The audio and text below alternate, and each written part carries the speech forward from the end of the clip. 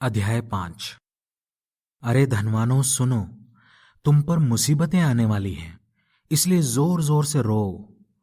तुम्हारी धन दौलत सड़ गई है और तुम्हारे कपड़े कीड़े खा गए हैं। तुम्हारे सोने चांदी में जंग लग गया है और उनका जंग तुम्हारे खिलाफ गवाही देगा और तुम्हें खा जाएगा। तुमने जो बटोरा है वो आखिरी दिनों में आग जैसा होगा। देखो, जिन मजदूरों ने तुम्हारे खेतों में कटाई की, तुमने उनकी मजदूरी मार ली है।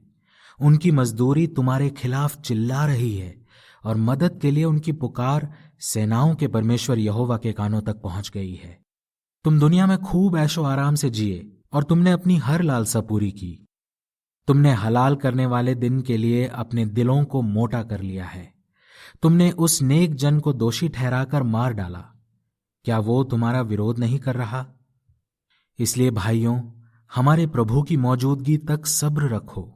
ध्यान दो, एक किसान जमीन की बढ़िया पैदावार पाने के लिए इंतजार करता है और शुरू की बारिश और बाद की बारिश होने तक सब्र रखता है। तुम भी सब्र रखो, अपने दिलों को मजबूत करो, क्योंकि प्रभु की मौजूदगी का वक्त पास आ गया है। भाइयों, तुम एक दूसरे के खिलाफ बड़बड़ाओ मत, ताकि तुम सजा न पाओ। देखो, हम सबका न्यायी दरवाजे तक आ पहुंचा है। भाइयों, यहोवा के नाम से बोलने वाले भविष्यवक्ताओं ने जिस तरह दुख सहा और सब्र रखा, उसे एक नमूना मानकर चलो। देखो, हम मानते हैं कि जो धीरज धरते हैं वे सुखी हैं।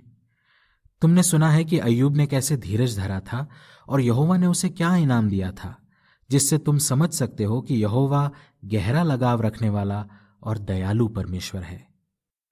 खासकर मेरे भाइयों, कसमें खाना बंद करो।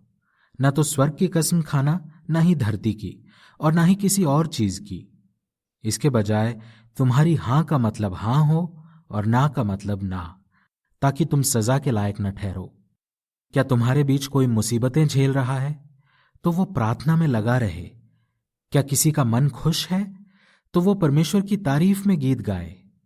क्या तुम्हारे बीच कोई बीमार है तो वो मंडली के प्राचीनों को बुलाए और वे उसके लिए प्रार्थना करें और यहोवा के नाम से उस बीमार पर तेल मलें, और विश्वास से की गई प्रार्थना उस बीमार को अच्छा कर देगी और यहोवा उसे उठाकर खड़ा कर देगा, और अगर उसने पाप किए हों तो उसे माफ कर दिया जाएगा।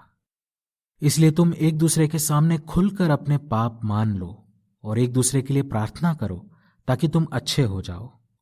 एक नेक इंसान की मिन्नतों का जबरदस्त असर होता है।